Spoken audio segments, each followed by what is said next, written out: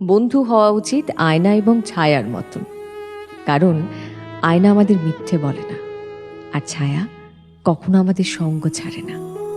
ঠিক তেমনি একজন ভালো বন্ধু আয়নার মতন স্বচ্ছ হয়, যে সবসময় আমাকে সত্যিটাই বলবে।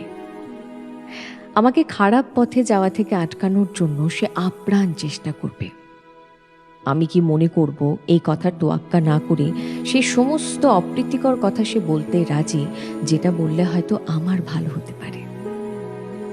অনেক সময় হয় ঘরে আলো না থাকলে কিছুটা সময়ের জন্য ছায়া আমাদের সঙ্গ ছেড়ে দেয়, কিন্তু আবার আলো ফিরে এলে সেই ছায়াই আমাদের সঙ্গী হয় আজীবনের জন্যে। ঠিক তেমনি একজন ভালো বন্ধু ছায়ার মতন আজীবন আমাদের সঙ্গী হয়ে যায়।